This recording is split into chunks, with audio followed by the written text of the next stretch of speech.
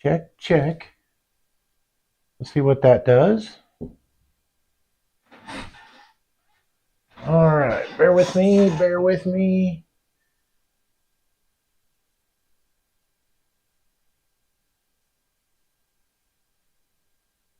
Now, check, check. See what that does. Check, check, check. 1, 2. All right, bear with me, bear with me. Okay. Welcome, welcome, welcome, welcome. Let's try this one more time. Lazy, I saw your comments come up because I have the chat open, but when I hit start streaming, it did not start streaming. So welcome. Good to see you here. I did find out that I had another button that said go live. So I could have started my streaming, got everything prepared, knowing that I was seeing myself in the camera and that I could have hit go live when I was ready. Did not know that. I will know it next time. Apologize for the very short notification and my central time. I can't help where I live. I'm sorry. So let's get started. Let's get excited. Okay.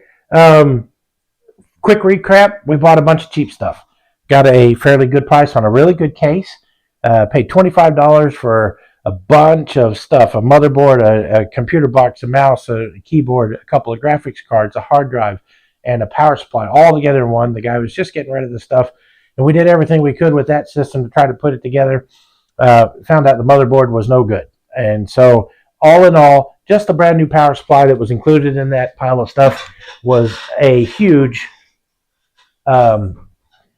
benefit. It was something we needed, along with some other parts, the graphics cards, which turned out to work, the parts of the case that we wound up cutting apart using for the new case that we got, and it worked out that we had most of the stuff we needed. I contributed a motherboard of a computer that I had from many, many years ago.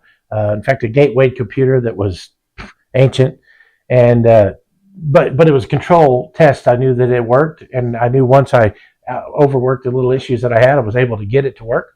And then we put it all together. I did that on a video so ago, and that was able to be completed.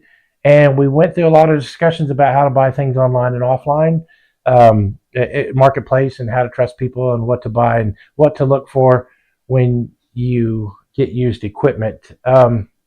Lazy, if you can see me and hear me and everything looks okay, you should be seeing a better picture than last time. Anybody else that's out there, hopefully the audio is okay and not too loud. It looks like I'm red pegging a little bit. I don't want to be too. Let's see if I can bring that down just a little bit. Like I said, there's a little bit of a learning curve here. Just give me a thumbs up if everything seems to be okay here, and I should be able to see that in my chat window. Okay, so all in all, we've been through a little bit of adventure in the last couple of weeks, buying some stuff. I was super excited about getting the case, the customer service through Fantex. I was really impressed with the case. But it's like putting a 4-cylinder in a Lamborghini. It just simply was not meant to be, to have that nice of a case. And truly, with my intentions was to show you how to do something, it was okay to just get anything you could come across, even if it's something you pulled out of a refuse bin or something, and you could play with it and figure it out, knowing that you, as anybody, can do this. It's not a secret. It's not a big conspiracy or anything. Things are fine. Thank you very much. Thank you for the feedback.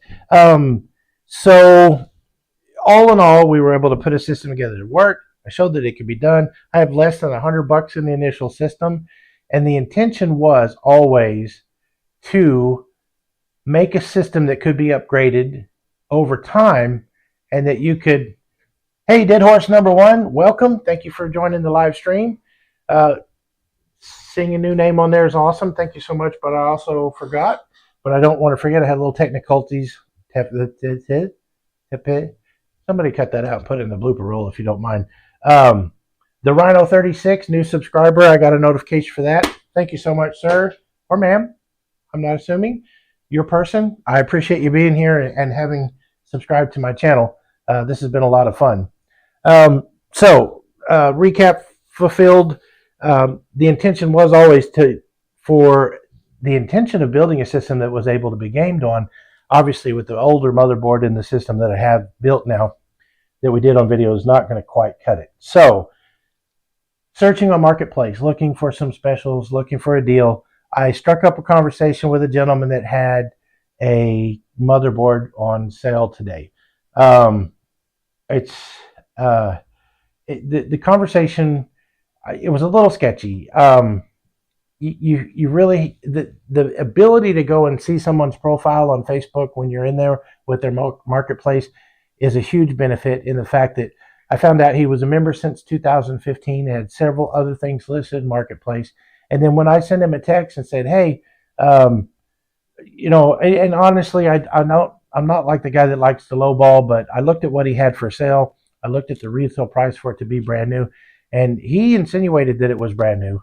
And I knew that I didn't want to pay retail for what I got. And you really shouldn't. If you're dealing with Marketplace, you're dealing with used products. You don't want to deal with used products or new prices for used products. You want the used products to work. As we have learned in the experience over the last few videos, a couple of things worked and a couple of things didn't. One part on my fail part, was the CMOS battery, and that was just because the motherboard that I had been sitting on the shelf for a while now, and it was just simply dead. So with his fast response, his history on Facebook, and his response to my questions and answers over the brief conversation that we had, I'm part of a Discord. Sorry, I get distracted like a rabbit. Dead Horse, I have access to a Discord, but it's not my server, it's my son's. And I'm on there all the time, and we talk and play games together.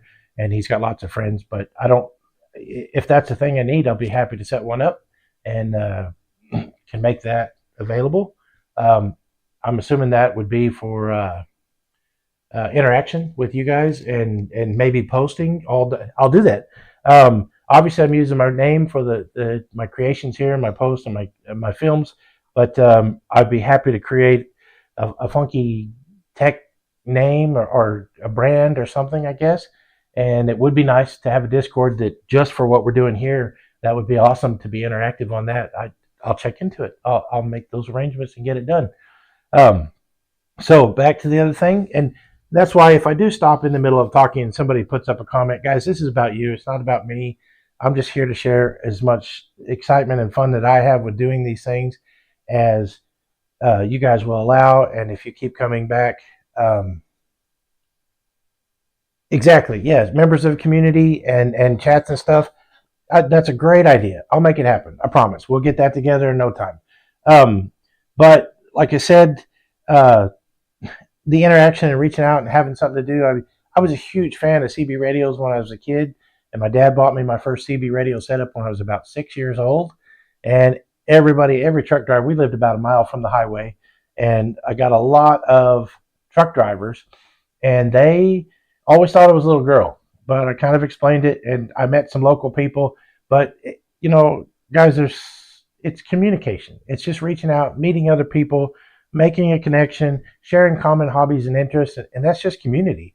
And if I create a community here that people enjoy and like to see, it'll never be about me. It'll be about you and us together. And like I said, Dead Horse, a Discord would be a great place for common interests to come together and share ideas, and great place for me to get questions and answers and challenges of things that I can do to present to you guys. So that all being said, I'll do my best to keep an eye on this chat here, but I'm so excited. I want to show you what we got. And you say, Robert, I saw that picture. I saw it before, and I saw a big freaking hole in the corner of the box. So initially, this was a little bit of a turnoff. I don't know. Let me get you there. Yep. And I asked the guy, I said, well, I'm really into boxes. I like boxes because some of the things that I keep over here, I've got a closet full of boxes of new products, and I really like to take care of what I've got. But even though it has a hole in it, this kind of caught my attention. If you know computer parts, if you don't, it doesn't matter. Let me tell you what this is. This is a ROG Strix Republic of Gaming by Asus. I'm a huge Asus fan. They created this board.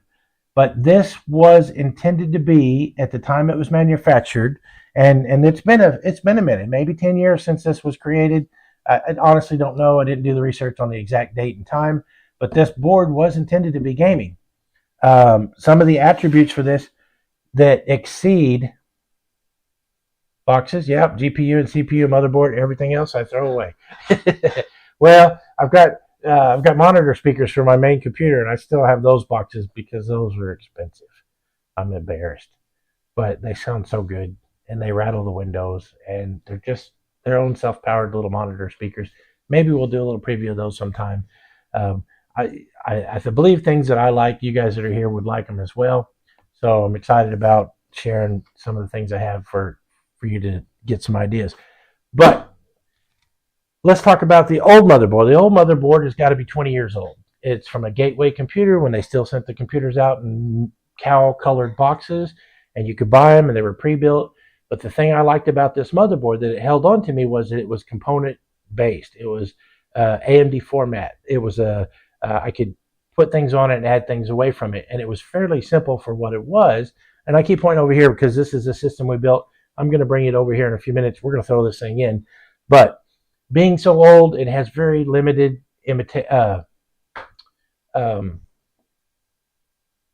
limitations of what it can do. And obviously, it's not a motherboard designed and capable of doing some gaming that we can do today. So when you change out a motherboard in a system, and there's certain things that you need. Obviously, the RAM, which is the thing that helps the brain do the work, and the brain being the CPU, is not compatible with this board. The CPU that's in that board is not compatible with this board. So when I got this retails for about $140. And I looked at that brand new. And originally, because I'd solved the hole in the box, and there's no way I could have thought this was new, I told the guy, hey, I'll give you $50 for it. And typically, I'm all about paying about 50% of retail for a thing that's been used but well taken care of. Other than that, I'm a little skeptical about getting much higher. He was relatively fun and corresponded with me relatively quickly. And he said 90, and I said 75, and we agreed on $80. So I paid $80 for this, but I did inspect it first, of course. But this is cats. This is cats. And the thing that I noticed right off the bat is every one of these motherboards come in a static resistant bag, and there's no damage to the bag whatsoever. And so when he told me that he had this and it was new, the first thing I did, got on location, popped the box open, pulled the bag out, looked at it that way, and then I took the bottom and I pulled the bottom out, and we've got the owner's manual, which has got a little bend on it. We've got installation software that comes with every motherboard. We've got this is for hang on your door when you're busy gaming. Don't come in. That's original for a brand new motherboard. We've got a this invitation card from Republic of Gamers. Not sure exactly what that's for. But individually, we have little bitty screws. We've got small zip ties for cable management. And there's two brand new SATA cables. These are sealed bags. They've never been opened. That's a good indicator. And then last of all, we have a, don't get me lying here. This appears to be an RGB lighting cable, probably an extension cable because it's plugged into itself. Even that's a little different for me. So when I saw the stuff on the bottom, I went ahead and pulled out the motherboard itself. And guys, let me come up here with you. This is a brand new, never installed motherboard. $140 retail. I saved about $60. It's perfectly clean. It looks really nice. I've not had one exactly like this, but I have had Asus boards in the past. And this one, I mean, right here on the little hollow pad, the plastic peel is still there. Is there anybody out there that really likes peels? Let's do it. Let's do it right now. Because ready? Am I supposed to do it slow? Am I supposed to do it really close to the microphone? I don't think you can hear it. Oh, it does squeak a little bit though. We are doing a live peel for the first time. Ready? Ready? Here we go. Is this oh, did I go too fast? I'm sorry. There it is. Brand new peel on a brand new board on a holographic logoing on an Asus ROG Strix Gaming. I'm so excited. So now, like I said, the RAM and the CPU is not compatible with this board. So I knew I had a spare CPU that's an AM4 factor at home, and this is a Ryzen 3 3100. It's not the top of the line. It's not the lowest of the line, and it doesn't even have graphics support. So there are these that do have graphics support, which is great for a few computers. And Lazy says check the CMOS battery. Well, that's a good point because there's no telling how long it had been in the box. I'll do it. I will do it. So some Mexi music for the live, please. I need a DJ and a technician and an audio and a cameraman. I need all this stuff. So, but I had this, and this is about $50. You can get one of these used for about $50. This has been in a system or two, but never been used long. I know it's in perfect condition. I've got a couple of other spare parts. So that's the brain. And now we needed some RAM. So I spent a few extra dollars, and I didn't really hesitate to go to the store. So I went to Best Buy, and I got this 16 gigabyte RAM kit for DDR4. It's 3600 megahertz, which is kind of high end on the speed of RAM. I'm not a spec guy, guys. I'm not really tell you what all that means. I know megahertz is a frequency. It's an ability of the RAM to do a thing at a certain speed, but I don't want to go into all those details in the sense that some people don't care. I just want to show you the thing that we're doing. But the point is, we got a really good deal on the motherboard, $40 for a set of RAM, and we'll get to that in a minute. With my chip, I've got a couple. If you've ever been building computers for a while, I've got a couple fans left over from a couple of custom builds that I've done, and I've used custom cooling fans. I believe for this chip, the stock cooler, here I'm teasing you with it in the box. Let me take it out. Let me whip it out for you. Okay. And in fact, this is one that's got a lot of thermal paste all over it, but it's in good shape. It's in good plate, in good position.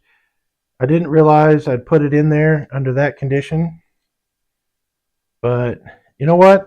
It feels a little bit wrong. I didn't realize that one was used, so let me put that back in the box. How about another box for another CPU? There's a fan in here too. If this one's brand new, I'll use it. I want to use a brand new fan. Oh yeah. Oh yeah, it's so shiny.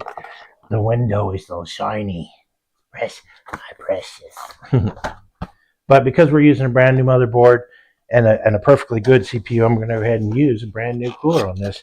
And there it is. I mean, it is the stock, perfect, brand new AMD CPU cooler.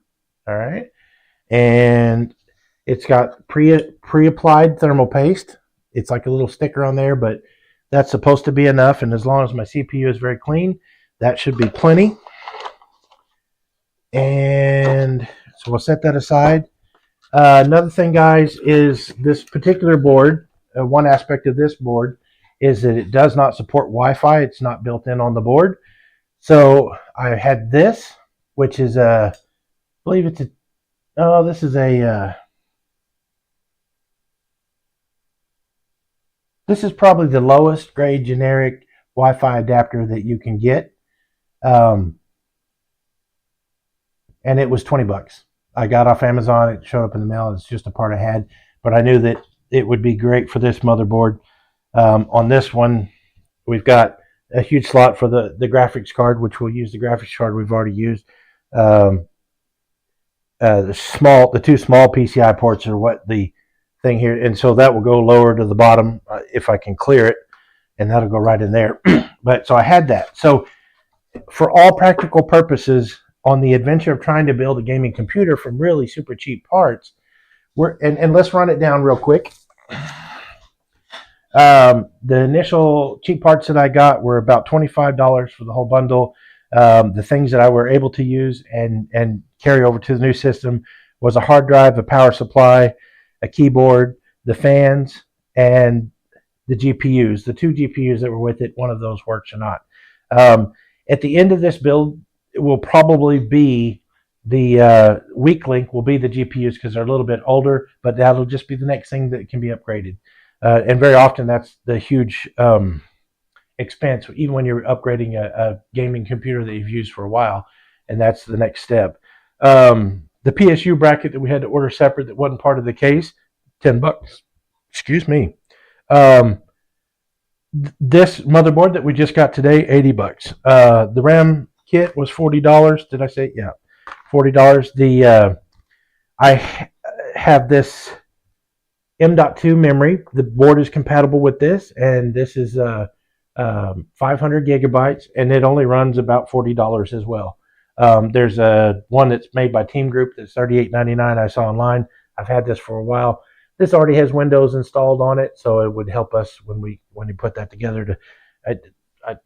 Installation of Windows is a whole nother story, but it's convenient that I already have that. So CPU, I'm going to say $50 because I've already had this one, but I could replace it for $50 on the used market, and a Wi-Fi card about $25 is what I wrote down. All in all, guys, for this computer, when we have it built, which I'm hoping to do tonight. If you'll bear with me tonight, you can always come back and watch the rest of this video later. I'm going to put it together because when I was building this, I recommended that you could swap a motherboard out relatively quickly and easily, and the upgrades were the easiest part. Putting it together for the first time is the most difficult thing. So $310. $310 for a computer that is perfectly capable of gaming and absolute gaming. With this one having come with the keyboard, the mouse was defective, but I had another one, $10 for mouse. The keyboard is a huge hit, bonus. Then we're really less than $350 involved in this right now. There may be a little bit of other cost. I'm not sure yet. I won't assume anything, but yeah, guys. Only thing I am seeing here, which might hold us back, is nope. That'll go. That's fine. That's fine. So let me look at my comments real quick. 3100 fantastic chip, 4-core 8-thread. They can be overclocked to unimaginable levels. Well, Dead Horse, I'm not much of an overclocker, but I'll be happy to take your advice on that. My son probably could do that, but I'm not terribly interested. I hesitate to overclock a little bit. I like to drive my car a little too fast, and if I drive my car too fast, it has problems sometimes. So, but I'm not opposed to it. I've not invested a lot of time in the overclocking itself, so definitely something to consider. Also, we have the RAM will run at 3200 megahertz. Awesome. Yep. Not been able to get the 3100 run higher than 3200, which is stable. Okay, excellent. And you can always give me a small piece of advice about the board. Absolutely. Please do.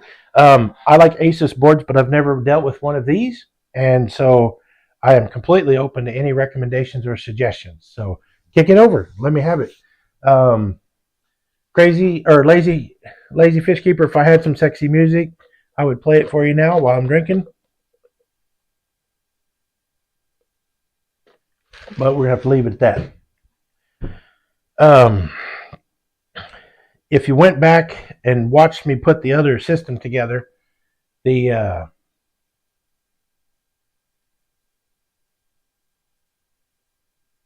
Dead Horse says here, if you use a second M.2 in the bottom slot, it deactivates the bottom two SATA connectors there on the motherboard. Top 4 will work just fine. So we've got, okay. All right, awesome. So that's a good point because here and I've got another camera view, but we'll get to that here in a minute. Obviously, we've got the top one, which is most common for the graphics card. And then there's the first one here that would suit. Hopefully, there'll be plenty of room for that because it's such a small thing. And if there's any ventilation issues on the bottom of that graphics card, it won't interfere. But we will use the top one here because I don't think we have room for it above. But if all things considered, if that fits, works, I will avoid using those bottom two. Excellent, excellent tip. Thank you so much. And let's see. Well, since we're here, we're going to stick my finger in there. Another fact to remember. Let me grab a tool.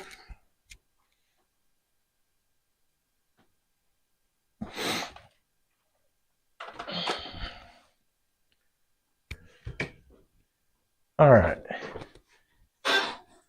Another consideration is this is, I believe, the box, which I can't see on the ripped out corner, but maybe on the back.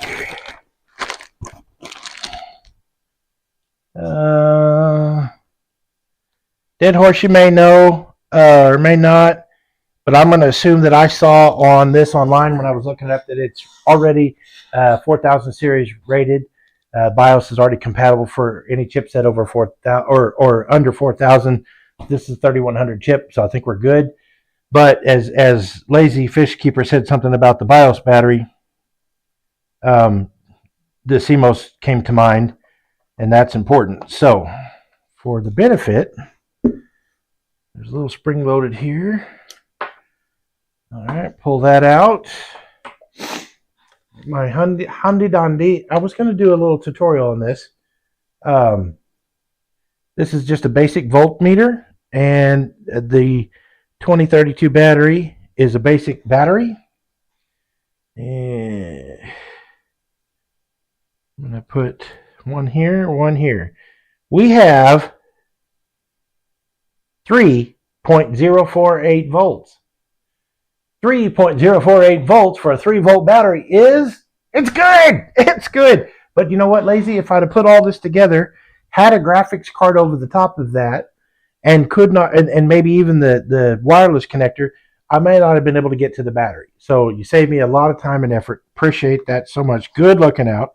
We'll go ahead and stick that back in there. We know that that's in good shape. Nothing got broken in the activities. Okay, we're going to put this up. All right, so we know the CMOS battery is good. We assuming that the battery is new. Let me switch up here. Out of the box is 3000 series ready and 5000 series ready with the BIOS update. I will do a BIOS update because that would make this available for another CPU in the future. I do not know yet quite the intentions for this build.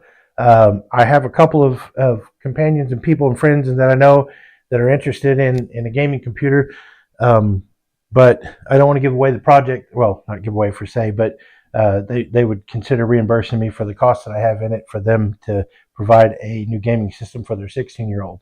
That's an option. We're still looking at those options. We've got to get it together and make it work first. That's the important thing. So let me make sure here. Got that. Okay, cool. Let me get you guys over here, and by the power of magic, ta-da! All right. So, hopefully this is a good view.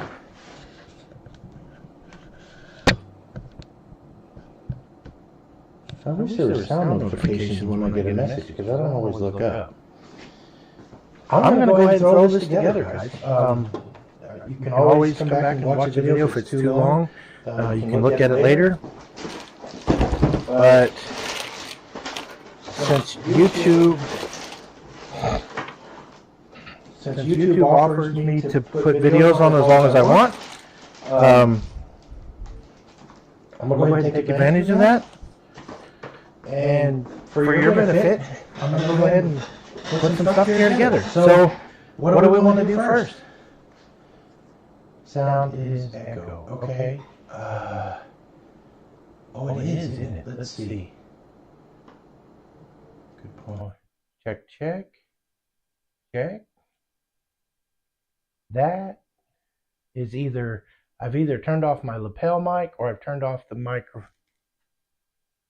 Okay, I've turned off the sound in the camera when I moved it. And so now you should only get one sound. Well, like I said, this is my second time to actually use it. Or we had a baseball game.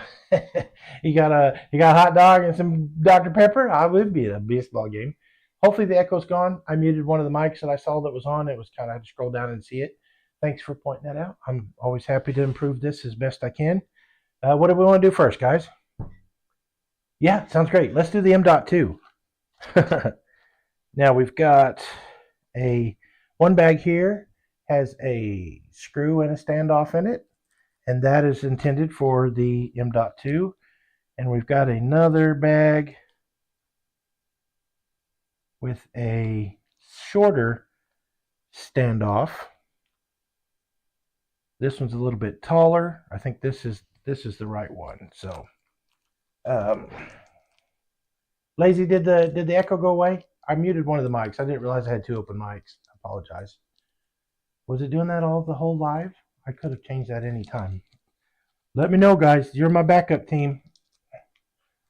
For everybody that may see this video, oh my gosh, one of my videos is getting close to 1,000 views. Now I know it's not the full video, but if anybody clicks on it for 30 seconds and I get a view count, I'm excited. All right, stand off in the screw. I don't have zoom capabilities.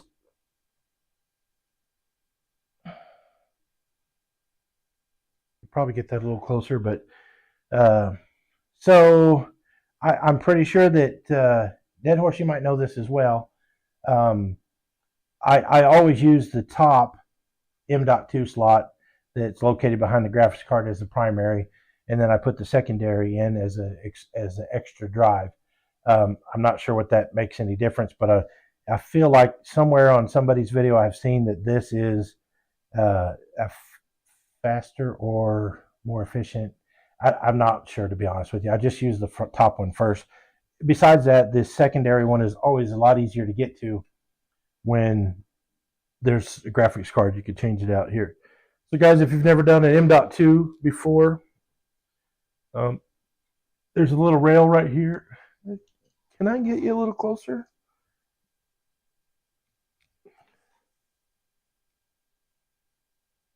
Be certainly happy to. Oh, look at that. Look at that right there. Will you look at that? That's special. I should be careful. I don't want to copyright. Okay, so we have a little slot here that's a rail, and there's multiple little screw pins here, and they're to accommodate different sizes of M.2 drive. There's one little slot here, one little slot there that it fits in. It's real simple. You just kind of basically line it up with that slot. Pardon me, my big hands. And you kind of get it slowly and gently at an angle. It should go in there. And also when you let it go, it's got a little bit of tension on it. That tension will make a good contact when you're there. When you tie it down, it gives a little bit of tension on it. So this now, knowing that it goes to here, I know that this spot is empty and vacant of the riser that is available for that section, because they've left them out intentionally for you to judge which one it goes to, because you only want the riser in the one that should be in. So I'm just going to put it in the slot that it lines up with the M.2. All right. And yeah, I can't hang on to it. So we will incorporate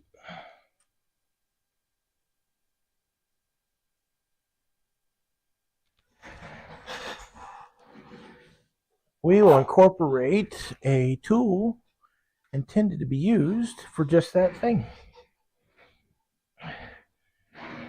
So guys, I've got a kit of computer specific tools. They come with the most common 3 screwdrivers for the screws that are going there.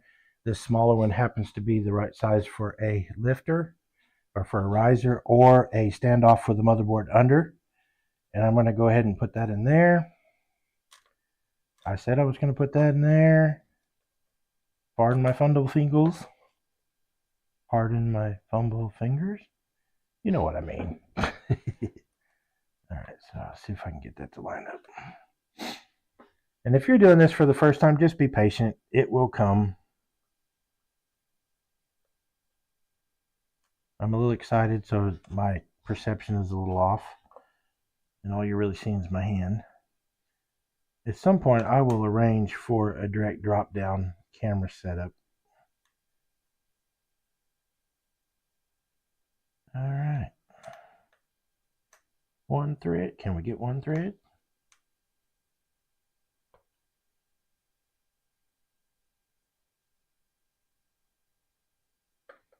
Hot dogs. Get your hot dogs. All right. One moment, please. I am working at a weird angle. And if I were doing this without the weird angle, it wouldn't be a problem at all.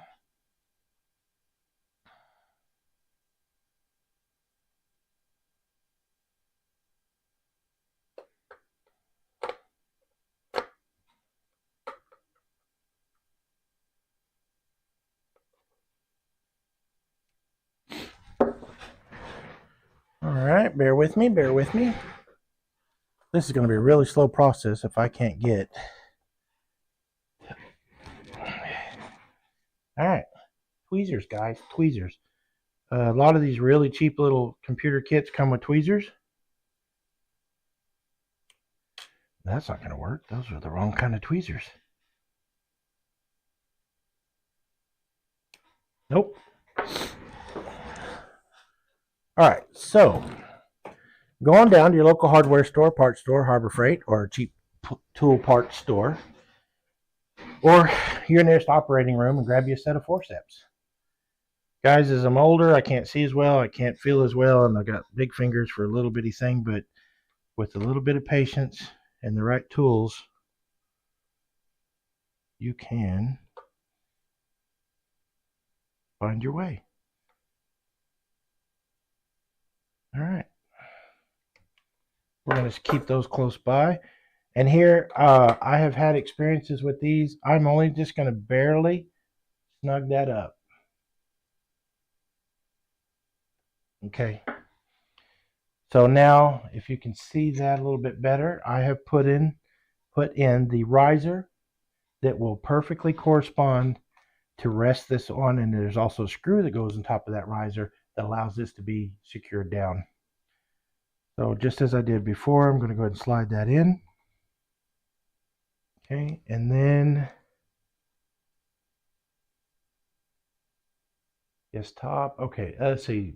Dead horse says, but when you put the extra drive in, it deactivates the bottom two SATA connectors on the right side of the MOBO. If you have any other SSD, so the bottom two. Okay, so there are bottom two. Okay, I see that priority, when you put in the thing on the board, it prioritizes and uses some of the resources of what's on the board. Okay, there are 6 SATA. Here's what he's talking about.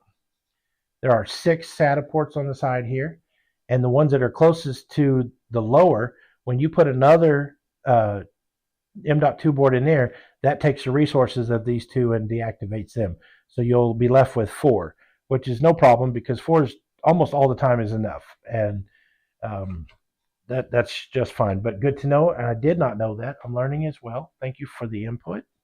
You're welcome to co-host at any time. Maybe we could do a multi-stream live or something. It'd be awesome. All right, so there's my little screw that was in the package, the 2-piece, and that comes with the motherboard. I'm happy those are there. And like I said, I didn't snug it down too much, but it's firm. It's not going to move around or wiggle.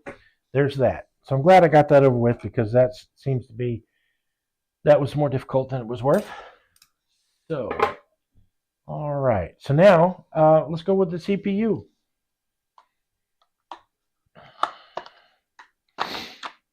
All right. And if you are building your computer for the first time, I'm just double checking my pins. They all appear to be in order. Being very careful. Now, guys, I know, and I know that in my experience that Ryzen usually is towards the bottom there. Um, it's just from what I know. But you can also check on the board. There's a little triangle there, and there's a little indicator triangle on your CPU as well. And it's on this side. So there's a little gold triangle right there, and that corresponds to a imprinted triangle on the corner of that. And so as my memory serves me, I knew that Ryzen would read left to right from the top of the motherboard to the side over here where the peripherals are. And when you're doing an AM4 chip like this, you should not have to do anything more than lay the chip just ever so gently on that board. Don't put any pressure on it. Once it finds its spot, it'll drop in. I don't know if you saw that, but it dropped in. And right now, I'm just very gently rubbing this. Don't get carried away. Some fish people I know want some sexy music when I do this. But what I'm doing here is I'm just barely touching this, and I'm making sure that it's not high center on any one of the corners. It fell into where it was supposed to be. I'm very confident that it is where it needs to be, and I don't feel any motion of this at all while I'm touching it like this. So I'm 100% sure it's seated. I'm going to get a little backwards tension on the bar, just a little bit right here. And this is a retainer bar that clamps it in. I'm going to put even pressure right in the center of the CPU. I'm going to hold it down with a little more pressure than what I was testing it for. It's not going to move around. I'm going to lay the bar over, reach it around this little catch lip, make sure the bar goes under, and that's it. That's all there is to putting a CPU in. This still has the sticker with it. I'll be happy to put that on the board. So now that is completely done there.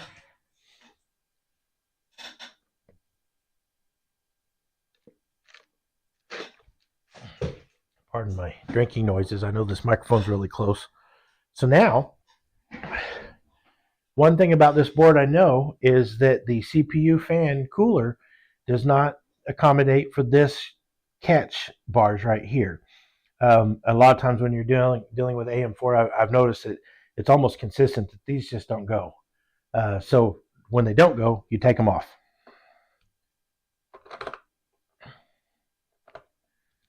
All right, so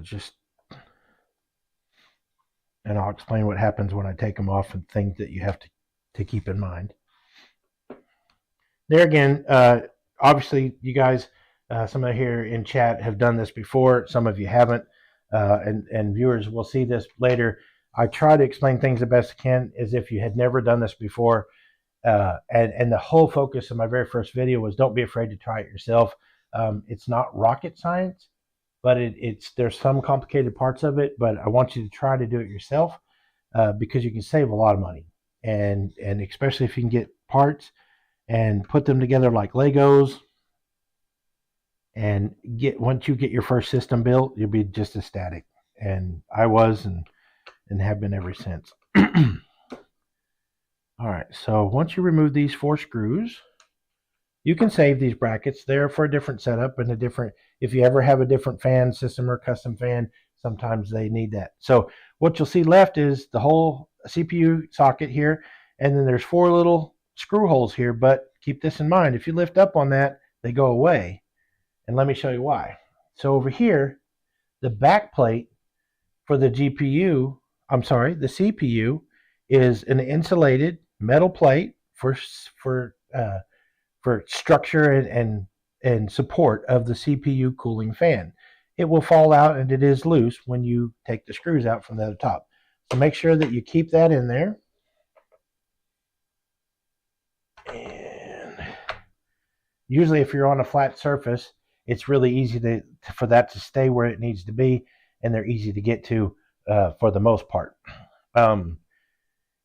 If you put the motherboard in the computer before you try to apply your fan to these 4 screws, very often it will be loose. If you don't have access to the back side of your computer case where it doesn't allow for the slot, that thing will fall down and you'll be searching forever trying to get enough pressure on it to get the fan in. So here's another thing, and what I'm going to do is I'm going to go ahead and put the RAM in. And sadly enough, okay, so it's got one side of triggers. Bear with me a second here. In every online tutorial and every setup, there is a priority slot for the RAM. There is a diagram for that.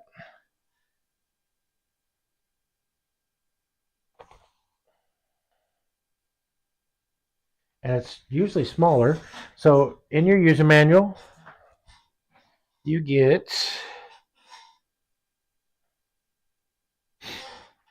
a diagram, and it says here A1, A2 is on the top. Here's the pin set up right here for the power, and that's what that indicator is right there. And so you've got A1, A2, B1, and B2. On various boards, they are sometimes A1, B1, A2, B2, or they are backwards or reversed. It's something that you have to consider when you're putting your RAM in. You always want to use A1 and A2 first, especially if, for instance, I have 2 channels. I have 2 sticks of RAM. Dual channels, what they call that. I don't have 4, but I could always add 4. But for the purposes of this, with the power here, A1 and A2 is the closest to the CPU. I'm going to go ahead and put those in now because I want to make sure that I have fan clearance. From when I put the cooling fan for the CPU on, I want to make sure, absolutely sure, that I install the fan in the way. So, got another peel here. All right. I don't want to take that. I just had to cut the tape off there. Brand new 2-channel pack of RAM. Little instruction booklet. All right. Got a little cover here on this. One of the things I like about building computers, because it takes me back to when I was a child, when I loved to play with Legos. And it just feels like Legos. So, but I just don't have quite the finger strength or the agility I used to have. But bear with me, we'll get her done there. Okay, there's our 2 sticks of RAM, but knowing that I have to use the first 2, we'll go ahead and close those off. Now, be real careful when you're putting in RAM. There's only one way it goes. It doesn't go both ways. It only goes in one way. Basically, you can set this down here next to it and get a pretty good idea. Typically, the name goes towards the CPU. Not always. If you turn those around, it doesn't fit. There's a slot that prevents you from putting it in, but if you force it, it's very possible to do damage. Right here, I just set it next to that first slot so that I can see that a better. I don't have full around lighting. Let me do that. How about that? I've just set it down here so I see the slot is offset from where it should be. Here's the slot on the board. Here's the slot on the RAM. So I know for a fact that has got to go around here like that, and that's where it lines up. So here we go. Another little peel for you. Da-na-na-na-na. Maybelline. If you know that joke, that you go way back with me too. So not all peels are created equal. I'm going to go ahead and take this one off because if there is heat. Oh, look at that. Look at that right there. If there's heat coming from the CPU, I don't want that just to melt up and shrivel. Okay. Corsair Vengeance LPX has never done me wrong. I'm very fond of that RAM. I did not get RGB, which has colors on it, but Corsair has RGB, and it's your preference. There'll be enough light in this computer otherwise. There's enough light on those fans as well. That's always an option for the owner of this computer someday to figure it out. But to add to, I didn't want to go completely overboard on a build because that's unrealistic for realistic builders. So on this one, we have these 4 sides on this on the RAM slots are solid. They're stagnant or static in place. They don't move. And then on the other side, you have locking pins that do. So in that case, you want to kind of tip it into the static side and ever so gently line it up. You may have to lift up a little bit, and you will find the sweet spot where it will almost slide in by itself. Here I almost had to get it level, but I do want to get that just past the lip. I know, somebody's laughing. All right. Hey, brand new board. It's firm. Okay. Nope, I missed. So I may have to go a little deeper there.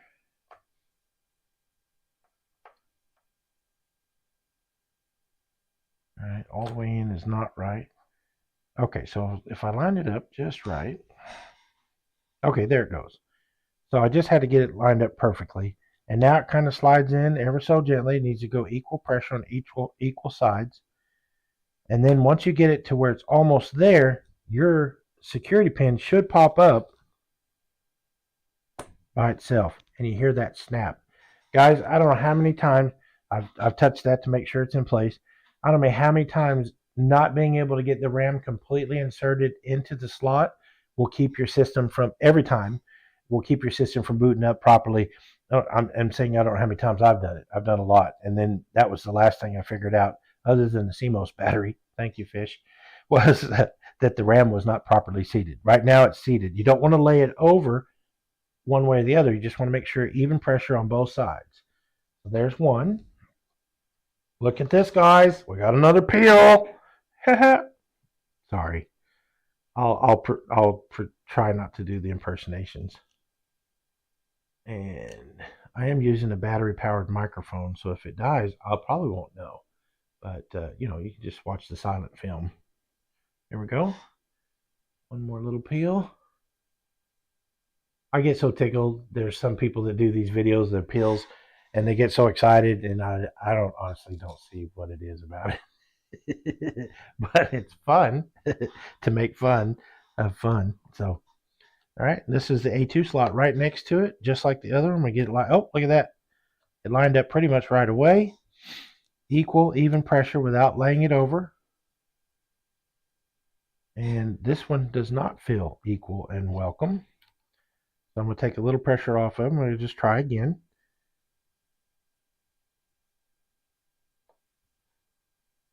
I'm kind of at a funny angle here, so bear with me. There's an opening, and there's no... Okay, so there's that.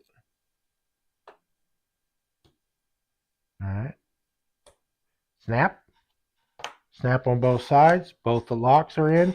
And now these locks, I just had to push them in. There's a slot on the side of that RAM that they will engage into. Once they're engaged into, they're tightly and well secured. That's it. That's on the RAM. If I had two more channels, I could put them in B2, 1 and B2. That's not necessary right now. This was, remove my debris here. So now, I did that so that, because depending on where your RAM is, you've got two ways to put your fan. This is a rectangle for the support board that's underneath it. And you can either put it, and you got rectangle pattern of your screws. Obviously they match up. But on this way, very often I have found the protruding part of this fan shroud will come in contact with the RAM, and you don't want that. You don't want that to sometimes it puts pressure on the RAM, can cause damage. So you want to reorientate the fan so that the offset of the AMD logo is away from the CPU or from the RAM. You just want to kind of rest it in the holes. Now, let me point out also as well, this has been pre-covered with thermal paste with a perfect wafer of perfect level. I think it's probably a sticker. It's a machine that puts it on, but on a brand new cooler, it's the perfect amount of thermal paste between the CPU and the fan. If this were not on here and perfectly clean, I would apply some thermal paste to this CPU. And Dark Horse, I don't know if you're still here, but if it's the, there may be a legitimate interest in applying extra thermal paste if you're going to overclock. For this practical purpose of this build, I don't think that'll be necessary, but this should be more than enough adequate paste for the CPU and the cooler to match and to mate up. So now that we know this goes here, we're going to go ahead and line these holes up. These are spring-loaded screws, so once you just lay them in there right the first time, all you have to do is get one started. And guys, don't be in a hurry with this. Once you get a thread in, you'll know it. It's pretty obvious. Go just like you were installing a tire. Go ahead and go to the opposite side of the screw you first got 2 or 3 turns on, and go ahead and get it started. All right, that one kind of bounced up on me, so I'm going to make sure I'm lined up. Okay, once I got that in there, it doesn't move. Okay, now I'm going to go to another screw, get a few threads on it until I'm pretty confident it's and then the opposite screw, I'm going to go ahead and apply a little torque on it. Make sure I get threaded. So now the screws are very loose, but they are spring loaded, so they feel tense, but they're not tight yet.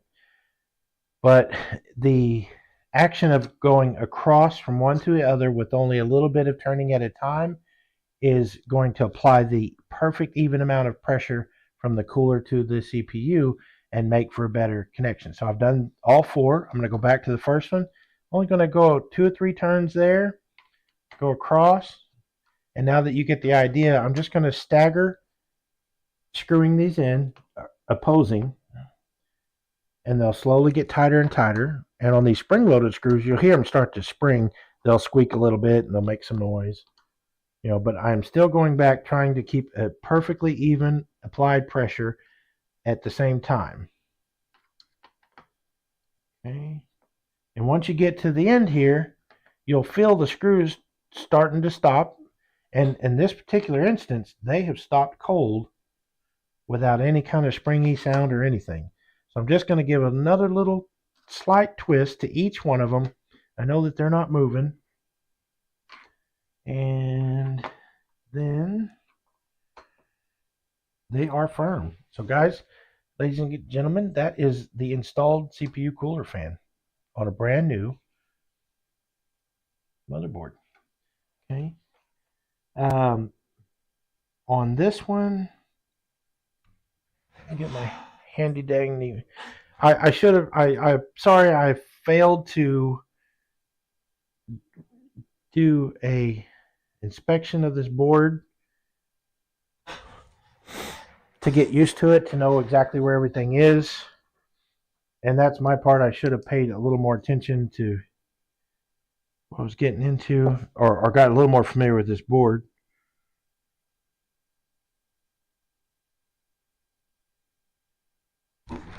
Because they're not clearly labeled. Okay, here we go. So it looks like, turn this around for you. These 2 black are fan headers. One of them is a first one, and then the bottom one, there's a label that says CPU optional. So we always want to use the primary. And it's a kind of a trick because that cord won't go all the way around, but it will come around to the front.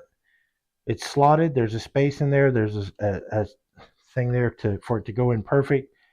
But that is the CPU fan power. And I'm working in the dark, so bear with me. Once you get that lined up perfect,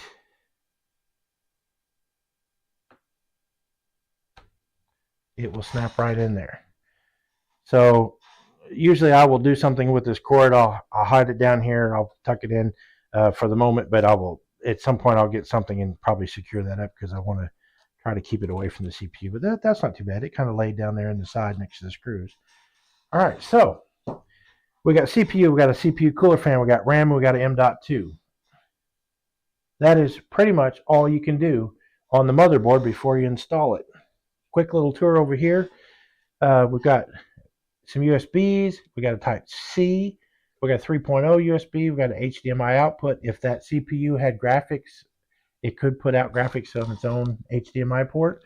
It's got the 2 red ones, which are faster than the blue ones. That's how I'm going to call it. It's got cable Wi-Fi or cable internet support. And this is supposed to have one of the better soundboards of all the SoundFX chipset for the sound system. It's supposed to be awesome. The review I saw for this was very well promoting it. So there's that. That's about all you can do with the motherboard out. So let me clear up a few of my debris, which by debris I mean debris. All right, pardon my squeaky chair. I'm working on getting that soon. All right, up a couple tools. Get everything out of the way. Gonna set this out of the way for a moment.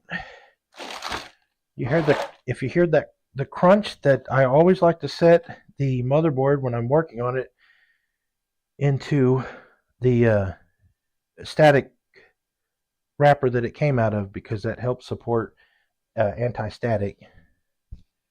All right, so let's see, how am I going to do this?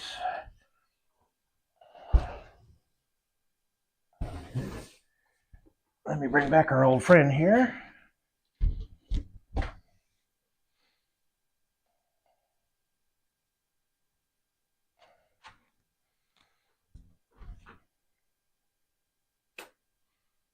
That's not bad right there. And here we go. Here's our build. I apologize, the glass is really dirty, but it's going away. Here's what we've been working on for a couple of weeks. And like I said, I mentioned before in one of the videos, once you've built the system for the first time, the changes are relatively easy. In this situation here, all we have to do is remove the power, the CPU power, this particular fan connector, the power to the GPU, and pull the GPU out, and the one SATA that we have that goes to the drive that's already in here. And that'll be all that needs to be disconnected from the motherboard. So let's do it. So little tab on this 24-pin power to the motherboard. Pull that out. We'll just rest it aside wherever it can conveniently lay. Pull the CPU power out from the power supply. It's also got a little tab on it. You want to put a little pressure on that and remove it. Do what it do. Okay, pretend you know better.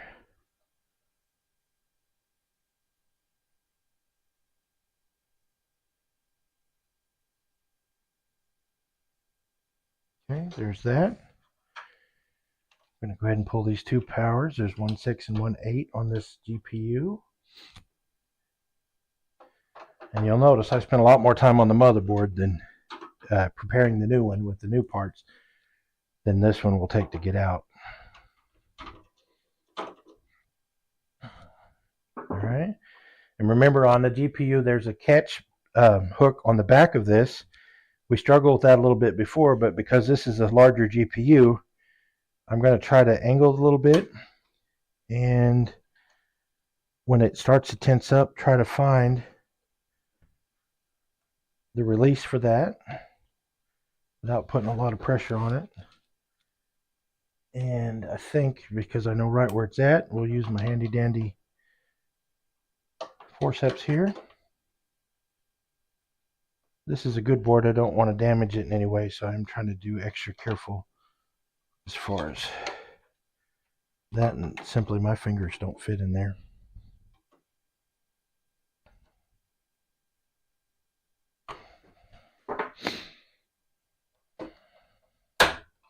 Okay, there's a little bit of a snap. Still intact, no problems there.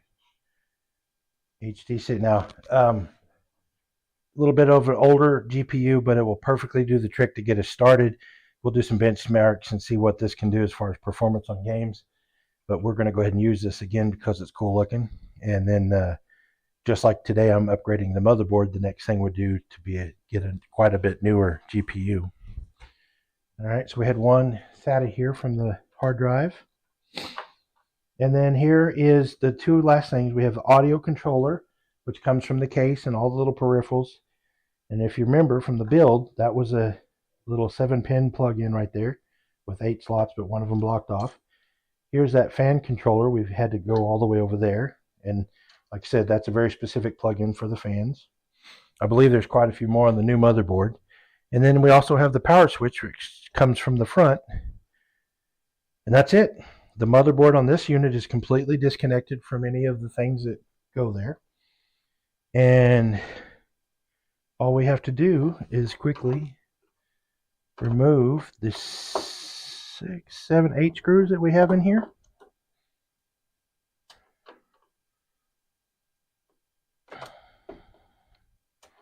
And if anybody knows or has a concern, I am wearing static proof Fruit of the Looms, and those keep me from being able to send a surge from my fingertips through the motherboard causing any damage. And you can Google that, look it up, it's a real thing.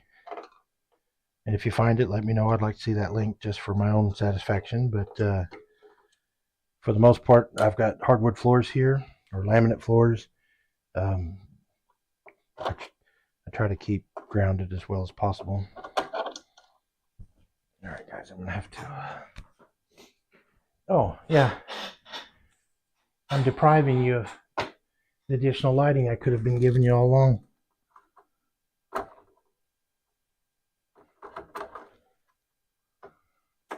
All right, so...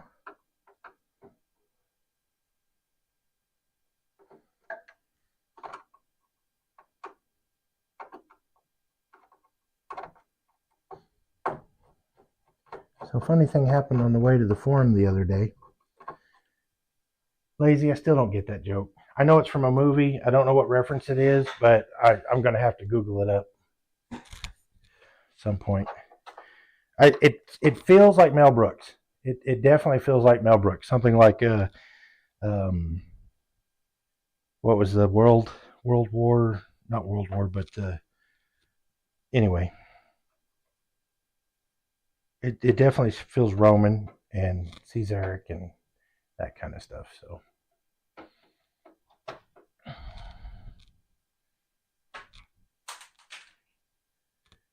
I don't know if you heard that with this noise canceling mic, but I just sent a screw into some other place. It looks like it's over there in Arizona, which is quite a ways from me, and I mean that happens. If you saw in my last video, I showed you a little trick to that. We may have to incorporate that trick because there's tables between me and that screw, and you know, come to think of it, I don't even see it, so it may be gone forever. Cool thing is, with the correspondence we had with the Fantech company and their efforts to help me and get the screw I needed for the backing plate that we installed yesterday, they sent me a whole new screw kit. So I have a brand new set of painted black screws that will accommodate a motherboard for this unit. All right, I believe I have all the screws. I do not. There's still tension at one spot. And I'm going to find that. Oh, here it is right here. It's the one just, it's like that CMOS battery. It's the one right in front of me in the clear blue light.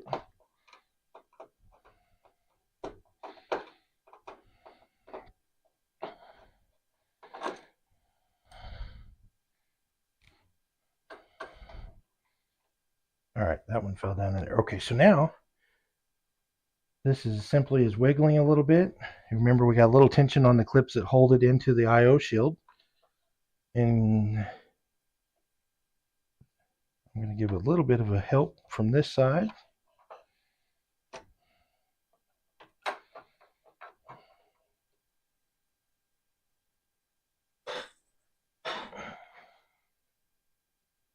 History of the World Part 1. Yes, sir. That, I believe, is Lazy Fish's reference the other day that he mentioned in a comment. A funny thing happened on the way to the forum.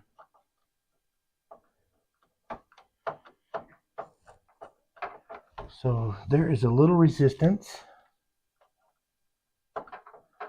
on the front of this. So I'm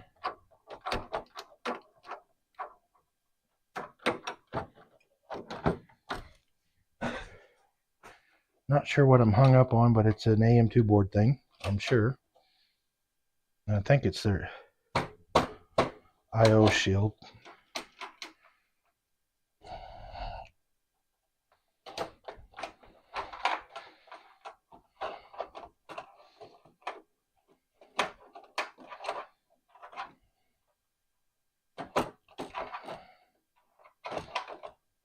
Guys, there is not a screw in there, I promise.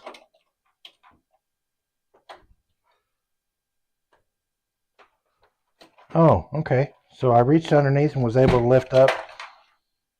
And there it is. There's one of the screws I couldn't get out a while ago. That's it. We're all out. Like I said, I'm going to keep this board. It's an awesome board. I know it still works. I'm going to sit over here on a rubber insulated pad. Now, anybody see where that one screw went? I'm sure it fell underneath because I don't see it. That's okay. So, and then the older board had its own I/O shield, which is down here. That just pops out. One of the cool features of this new board, it has an embedded I/O shield, so everything you need to cover that hole up is right there built in already. And this has got pretty much the same screw pattern, with the exception, nope, this is a little taller. So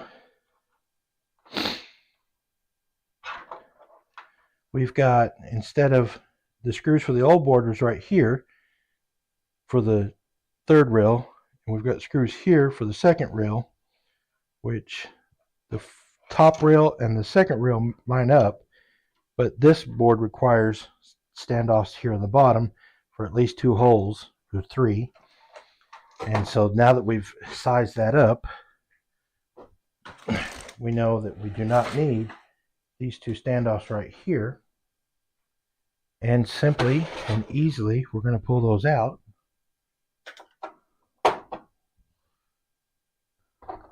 I see one down here on the bottom already, but there are 3 holes for the standoff, so I'm just going to move this one down here to the bottom.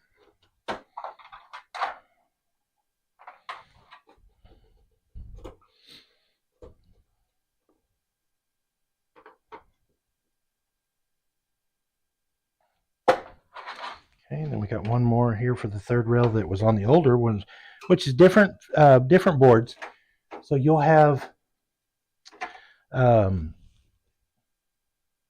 ATX boards, which are the fuller size ones. You'll have mid ATX, is it called mid, and micro.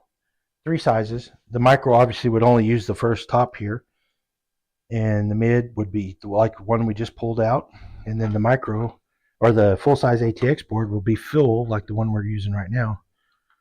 So one more standoff here.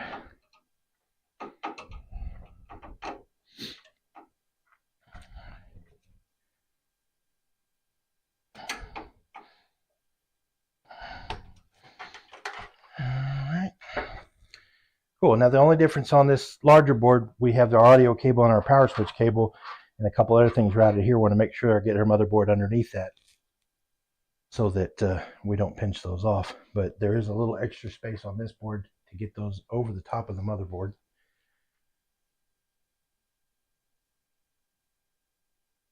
Mel Brooks, what a guy. All right, so we got 3 across the top, 3 across the middle, and 3 across the bottom.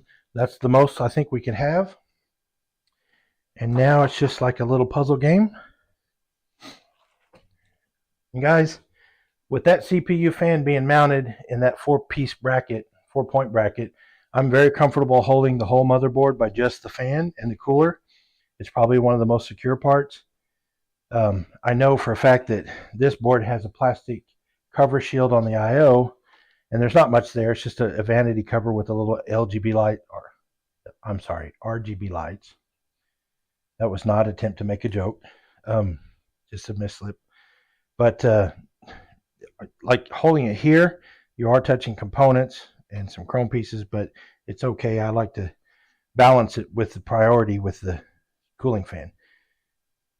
All right, so the focus we have is our cords on the bottom, so we can kind of pull those up and out of the way and kind of tip that in, kind of line up our holes to the screw holes where we know they are, get as far down as we need to get, and then line this board up here on the top.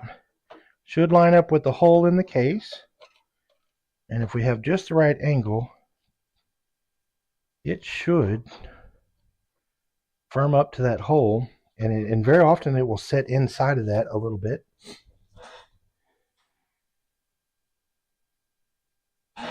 And it may just, oh yeah, there's a little bit of a snap.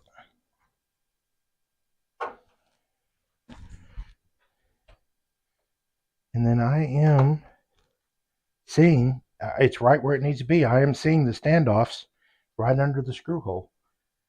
So I'm going to go ahead and start with one. You know what? On second thought, remember what we got in the mail the other day? We got the entire screw kit from Fantex when we only needed two. They were so kind to add at our convenience a whole new screw kit. They sent us every single one of the screws for the whole kit. And so we're going to be grateful for them for having sent that in such a timely manner. And we're going to go ahead and use those. And the very smallest ones here that I said were black painted screws, those are the ones that are for the motherboard. And I'm going to set this on a flat surface because I will drop it all over the place and you'll hear me say some words that will be bleeped out later but cannot be ignored in a live stream. So, all right. Those are kind of tiny screws. I've got one screwdriver that has an ever so slightly a bit of magnetism on the end.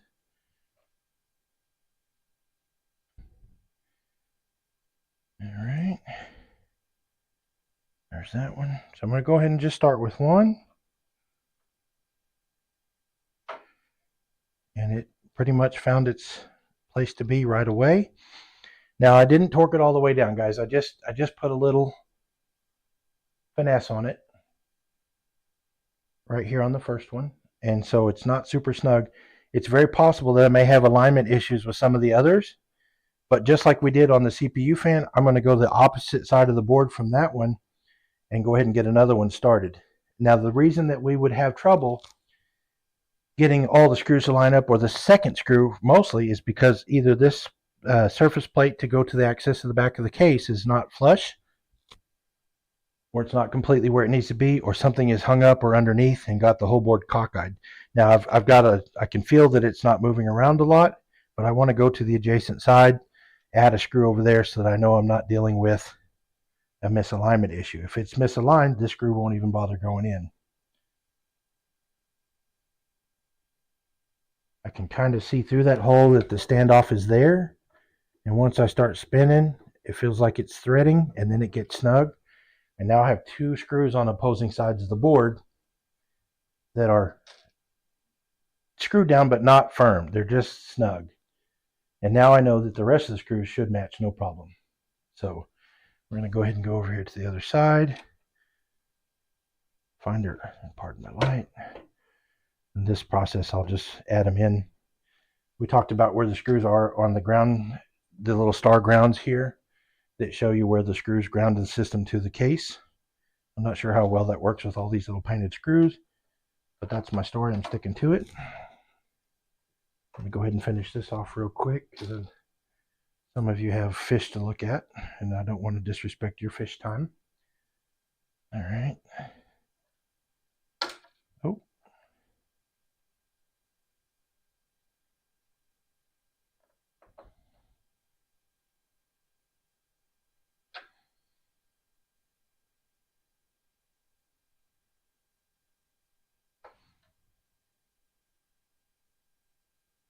All right.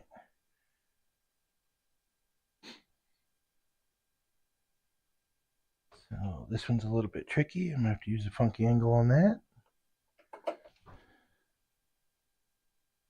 This is how I hold my tongue and my feet. You can't see it, but I'm doing a particular acrobatic so that I can get that to line up just perfect.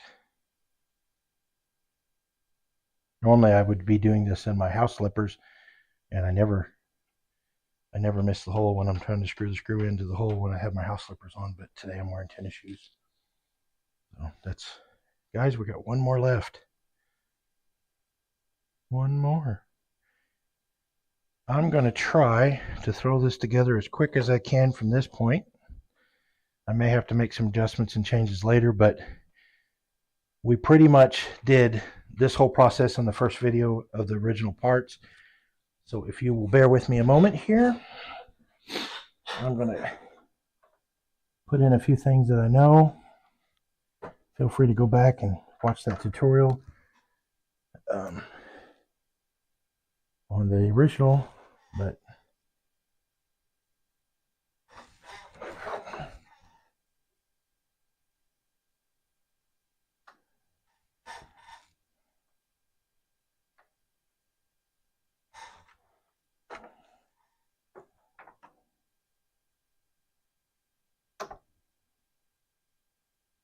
I don't quite deal as well with the tiny things as I used to anymore.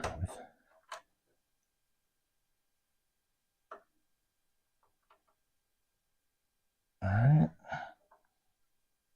audio is plugged in, and I'm going to resort to the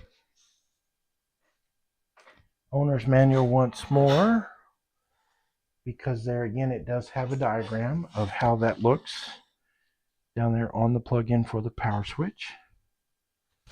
And I don't, on this particular case, I've only got a 2-pin connector to the power supply.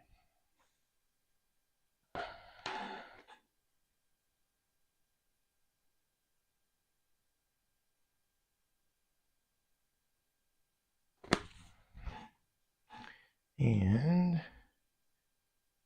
panel,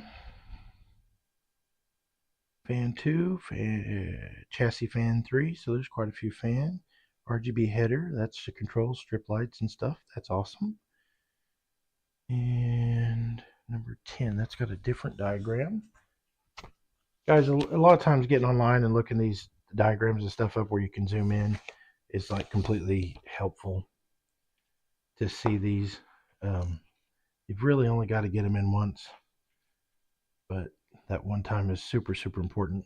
So bear with me just a moment. I'm going to get that exploded view of those 10 pins for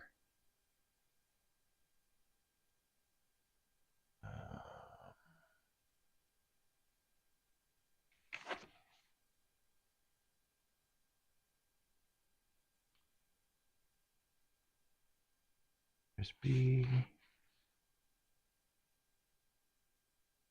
I believe I have passed it up completely.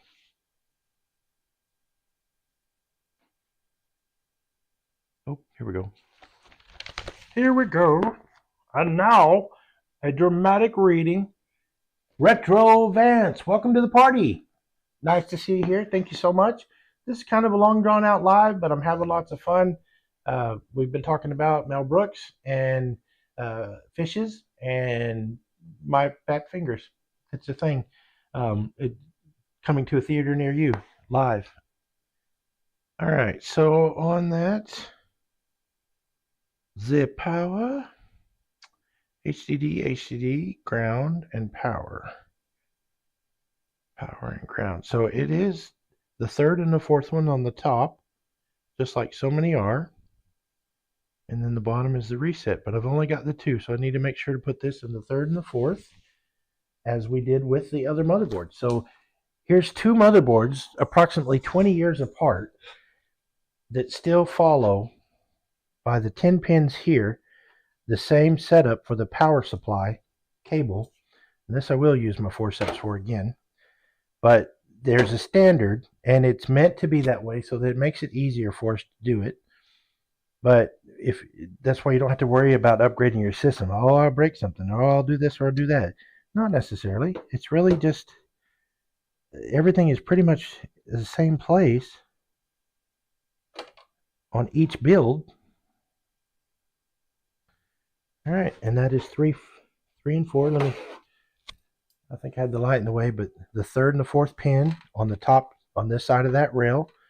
And it's a power switch. It doesn't matter either way because it does the same thing by the push of the button. And that is power. So now, as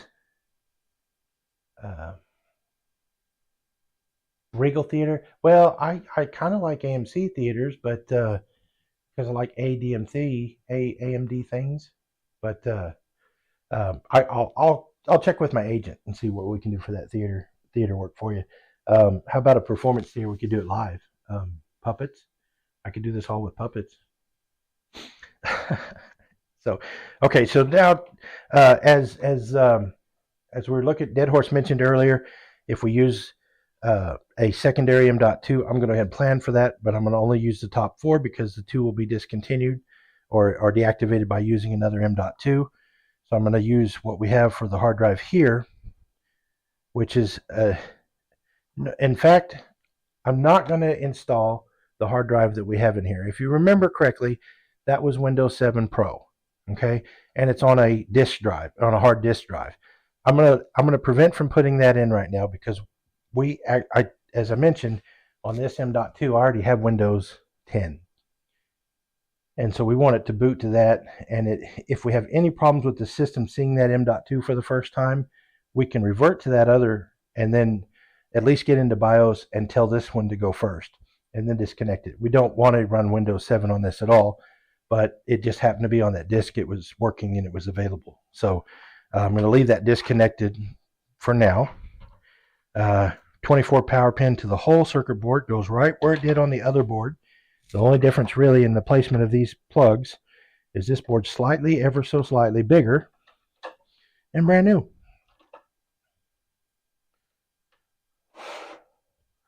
Oh, that is. Oh, okay. So here's the thing to point out. This has a tab on it that kind of locks it in, and on this one, the tab catches are on this side. So that cord will be turned around 180 and go in the opposite way. So it makes it kind of idiot-proof. It lets you not be able to plug it in incorrectly for the most part. Okay. Now here we have an 8-pin CPU power supply. These newer CPUs use more power. And if you remember on our old board, we only used 1 4, and we tucked the other 4 that are on the same cord into the other side and just used the one. Here we need both of them. That CPU is allowed to have all 4 of these. And very often, these two connectors will kind of fit together with a little slot and groove, and typically make it pretty easy for them to both go in together. I'm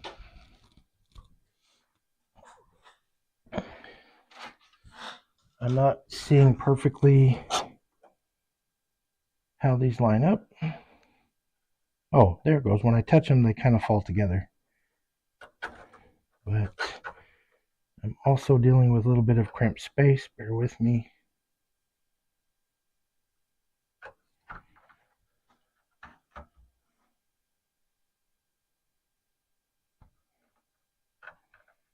I assume I can put these in individually.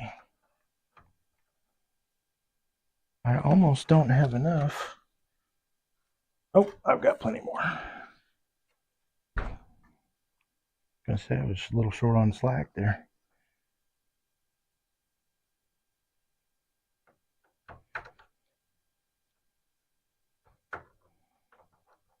If you think this is funny, you ought to see me trying to work on a car.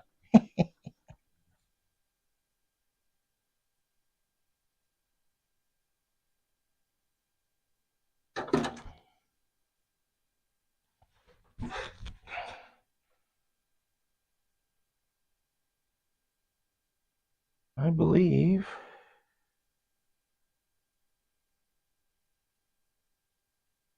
yeah, they're flush. So they're where they need to be.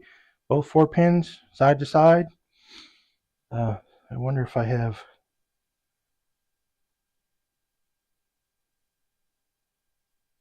They're snapped. And I see. Okay, I'm going to go with that. If for any reason this thing doesn't boot the first time, well, no, those 4 pins are the same. They're just extra power. So it doesn't matter if they're reversed. They have to be in the right plug orientation, but I know that from the connector and the snap-in that holds them in place. But I was worried about whether they need to be on either side of each other, and I don't believe that's the case. Okay, so CPU power, main board power. We've got a hard drive in there that's already built in, and the only thing left is this honking big graphics card. Now, one thing they did on these new cases here, if you'll see, this has got a little bit of a, let me do it here, a little bit of a swivel, and it's a 2-sided tab that will lock into the GPU when I put it in there. This is a little easier to get a GPU in and out with than the other board. I struggled with that, getting it out. You can reach it from either side, and you can kind of put the down pressure on it to unlock it. But for the same practical reasons we did the CPU with it open, we're going to open that tab and then apply our GPU in the orientation. And a lot of times I like to put my finger on the outside and kind of take weight of the GPU off to slot those in. And when okay, so here's another thing to keep in mind. I try to line it up to the first bay, and that's not correct because its orientation of the wafer is down here. M.2 is in the way of the first bay, so it goes in the second. Whichever one is the right one, it fits perfectly, and that's the important part. You don't have to fight it. All right, and it kind of toes in there. The two lips on the front of the graphics card will slide into a space, and once you're in there, that tab lifts up and locks into the GPU. And that's it. I'm going to use these screws. I'm not going to look and see. I'm just going to use the ones I know will fit for the moment.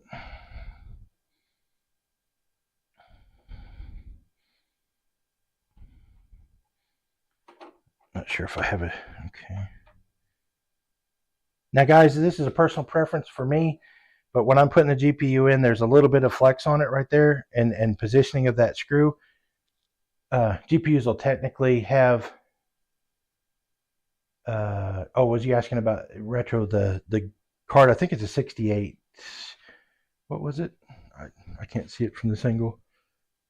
6870 or something.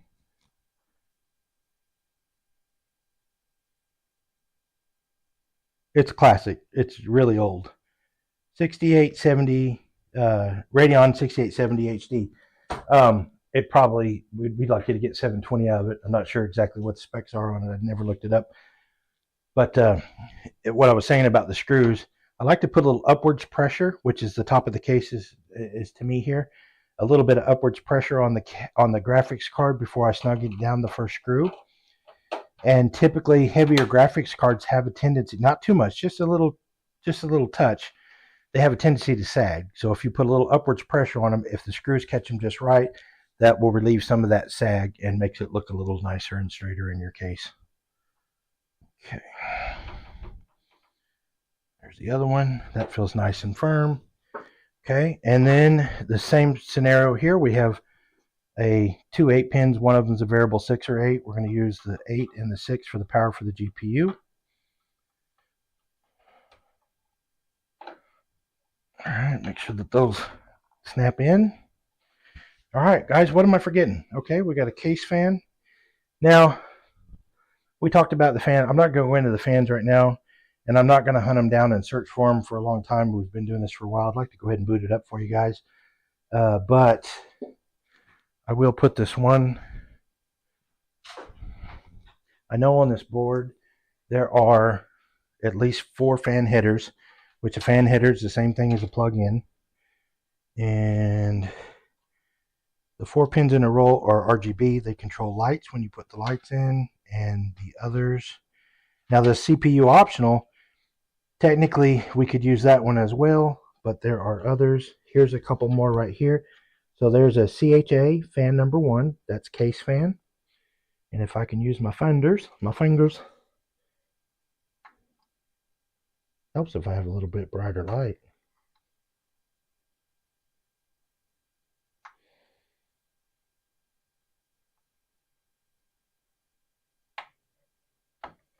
Okay. Now on these, in this motherboard being a lot newer than these fans, it has 4 pins for the plug-in, but the plug-in for the fan only has 3. It has a slot in there so that you can only put it in right. And the 1 pin on the end is exposed. It's not needed. I believe that pin is used to control the RGB lights and stuff. So just for the moment, I'm going to go ahead and tuck these in here. I will come back and do cable management later. That's a personal preference. You can do it as good or as bad as you want. For me, I like to do it nice, but I'm not going to suffer you guys through all that. So, checklist real quick. We've got a hard drive, we've got a GPU, we've got RAM, we've got a CPU, we've got a CPU fan cooler that's plugged in. We got power to the CPU, we got power to the motherboard. We got a power switch plugged in, and we got audio plugged in, which is just the only other thing. Now, on this particular case, there's a lot of other plugs. There's one for a 3.0 USB, which is right here, and I will get that wired in later, but that's mostly for the plug USB plugs on the front of the case for your dongles and your GPUs or whatever. So, all right. that back. I'm going to move the glass for the moment.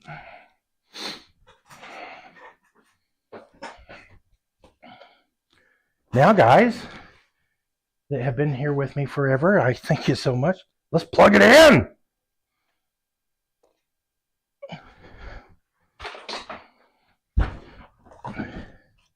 Will it post? Meanwhile, back at the Batcave, Batman and Robin are trying to figure out why their computer's not coming on. Why? Because Robert built it. Oh, Joker, you're so funny. All right, by the power of magic. Ta-da!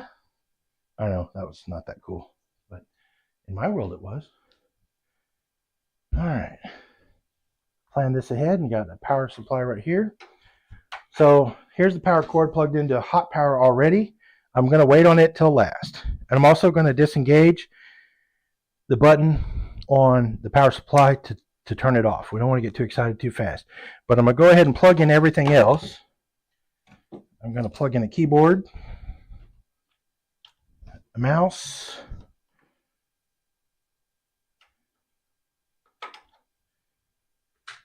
and there's no particular reason, it's just habit on my part.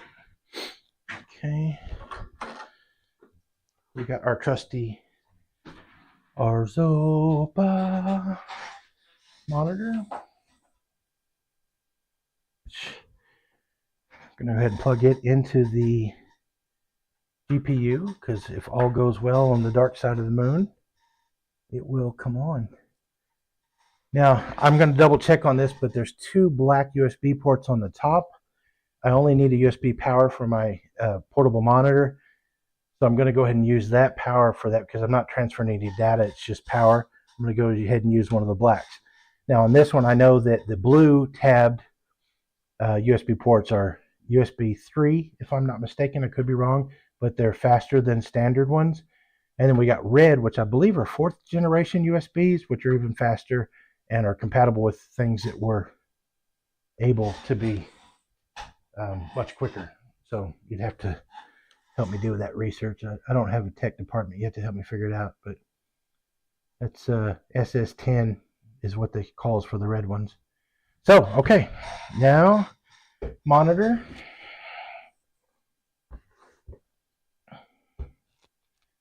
There we go. We got a laptop. We got a keyboard, which part of that. We got everything plugged in. Let's go ahead and put power to it. All right, plug in the Triac. I'm going to go ahead and put power to the power supply unit. Guys, hopefully cross your fingers. And the Arzopa responded to the HDMI cord, which will do that even if the computer's off. So I know that it's at least acknowledging that it has a power through that USB, which already is positive. All right, can I get a countdown, some sexy music, or maybe some fish food? So, off Broadway. Okay, double checking the messages. Guys, if you're here now, you're going to witness an epic event, maybe. All right, if everything is ready on the dark side of the moon, we will engage power in 5, T-minus 4. Andrew Nerd. Hi, Andrew Nerd. Welcome. You're just in time for launch. 5, 4, 3 3/4. I know, I'm just kidding. 3, 2, 1. Okay, right away I get a blue light on the fan. It starts spinning up full speed. That's perfectly normal. I got CPU fan. I've got blinking lights. And the question is, will it post? All right, so I've got, now a lot of times on a brand new setup with a brand new motherboard, it's got to recognize the things that are plugged into it, and that may take some time. And the lights are flashing. The ones that stay on are the ones I'd be concerned about. There's some indicator lights up here on top. They are learning the individual parts that are plugged into it. So for instance, the BIOS information that's already on the motherboard sees that it has brand new DDR4 RAM in it. It sees that it has a graphics card on it. And if you look down here, guys, did you see Republic of Gamers? Welcome to the BIOS. Please enter setup to recover the BIOS. Okay, So it is detecting ATI and APTI devices. It's going to take a little while to renumber, and there is some setup information on the BIOS. So it says push F1, but already, guys, we have BIOS information.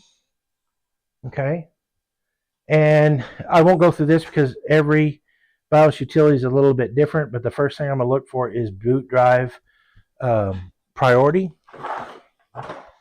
and just going to see. Now, it's very possible this will not recognize that M.2 for the first thing, but let's look at the boot.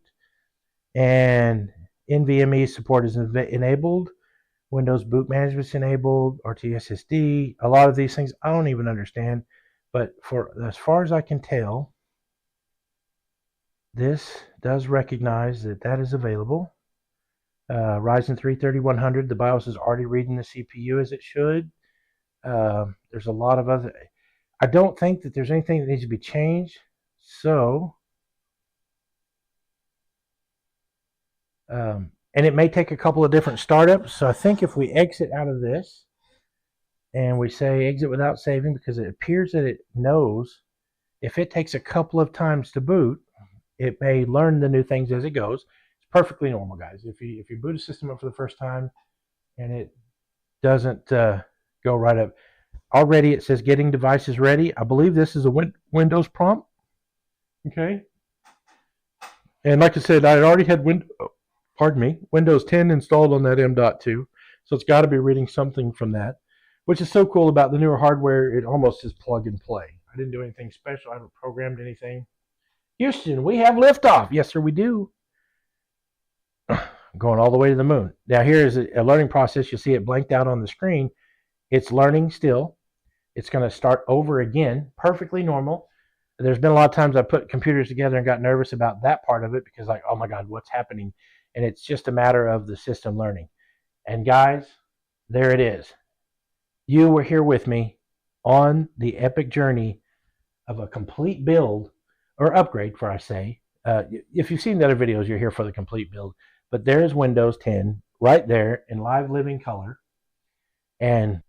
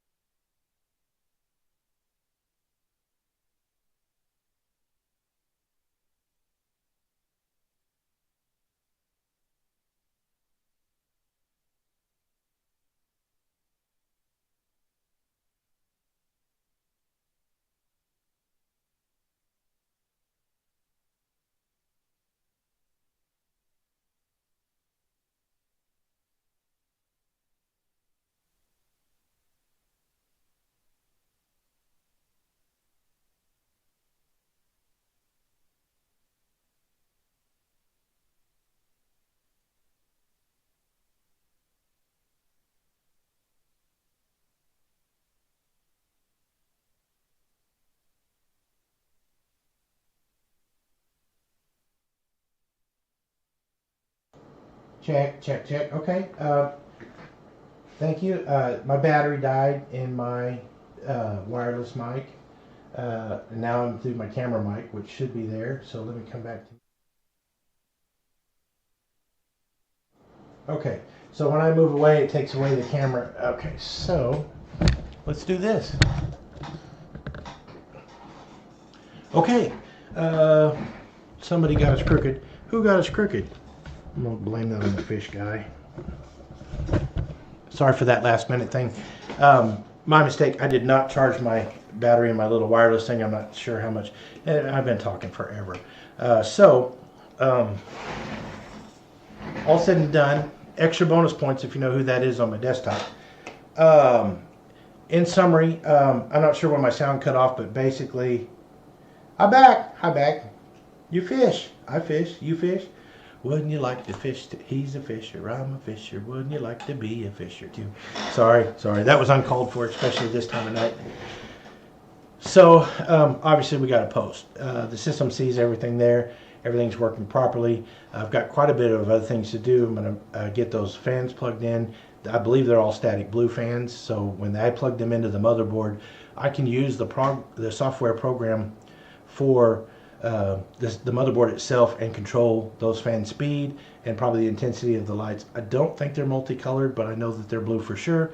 Either way, there's so many little things, so many little tutorials on YouTube about how to do that stuff too. So in the process of now we have an upgraded system, I will put it all together. I'll put Steam on it. I'll put some benchmarks and check and see what frame rates and FPS are. Obviously, as I said before, the graphics card would be the next thing to bring this up to a contemporary full-fledged gaming computer. There's still quite a few things that can probably be done on this graphics card, although I'm not sure. I haven't used it. It's only been in this build system for the last couple weeks since we've had the parts together. And it's beautiful. Look at PC. Thank you. I will follow up with some more information. I'll get all the lights and the fans on. I'll put the windows in the back plate. I'll do the cable management, and we'll do a little tour of this whole build once I'm satisfied that I've concluded the odds and ends that need to be done. And I'll probably go ahead and format the disk drive in there. I believe it's at least 1 terabyte or more in the hard disk drive that's underneath. Use it as a backup to the M.2. We have 500 gigabytes on the M.2 drive that's mounted to the board. There's no problem with having a little extra disk drive space in the bottom. Put the games on there and let the system boot off the faster drive itself. So I'll put all that together. Probably won't do a video on that because it's meticulous and time consuming, cable management and tweaking and this and that. We'll do a full tour of the system. I'll put it on a regular monitor and get some benchmarks in for you just for reference. I will be looking on Marketplace and some opportunities to find a decent graphics card. And obviously that would take 5 minutes compared to the 5 hours we just spent trying to put this thing together and apart. But obviously we did something right with your help, your support, and so I appreciate that so much. Like I said, guys, I'm here for you. I could do this all night long all by myself, but it's a lot more fun to share. And if you're enjoying it, thank you so much for being here. So we'll tie that up. We'll put it back together, wipe it down, clean it up, do a tour of that system. We'll talk about some of the other systems that I got going on here. I don't know if you guys have noticed from my other videos, there's at least 4 computers on in here at a time. But we can do individual tours and I can learn some new things and we'll go from there. But thank you so much. Please like the video. Please add comments on the offline video. And I always see those. I get notifications in my email. Those come back to me and I try to respond to each one of those every time. Especially grateful for the new subscribers and the old timers that have been here since the day 1 or 2 or 3 or whenever. I know who you are. I know who you are, and I know what kind of jokes you make now. I'm tuning into your sense of humor. So, I'm very happy. I'm very happy that this started up the first time, and I didn't have to explain it. I don't know what I'm doing, but I know a little something. But super excited, guys. Again, thank you so much. I'm going to head and wrap this up. I know we've been here with me all night. You've got better things to do. I'm sure David Letterman is on in somebody's time zone. David Letterman? No, it's Conan. Or Jimmy Fallon. I don't even know. I don't watch TV. I do computers. I'm going to take a little break, then I'm going to probably play some Fortnite. Dead Horse, I will definitely check into the Discord. I'll let my son get that set up for me. I'll share that all with you. I'll probably come back to this video and put it in comments, so keep a track of those. There won't be more than 10 comments or so anyway. For a couple weeks it'll be there. And I'll definitely share it in my videos going forward if I get an open Discord for you guys to visit. And I'm not opposed at all. Look, this microphone came back on. Are we getting an echo? Surely not. Maybe I have to. Anyway, we'll worry about that later. I do have some technical issues to work out, sounding and lighting, and these wireless microphones as far as their lifetime. And right now I have 2 cameras going with 2 microphones, and I'm still learning a little bit about OBS. So that being said, thank you. Have a wonderful time. Thank you so much for being here. Share, follow, comment like you do, and that'll just let me know that you guys appreciate what I'm doing, and I'll keep doing it. I'll just keep doing it because I enjoy it so much. So have the best of ones, and may the force be with you in all things you do. And may the good Lord be on your side in every action and everything you do. Be blessed. Have a wonderful time. Thank you so much, and have a good night. How do I turn this off? Somebody tell me. Do I turn it? Which button do I push over here to turn this off? Do I stop streaming? It's not working. It's literally not working. Stop. All right, so I'm just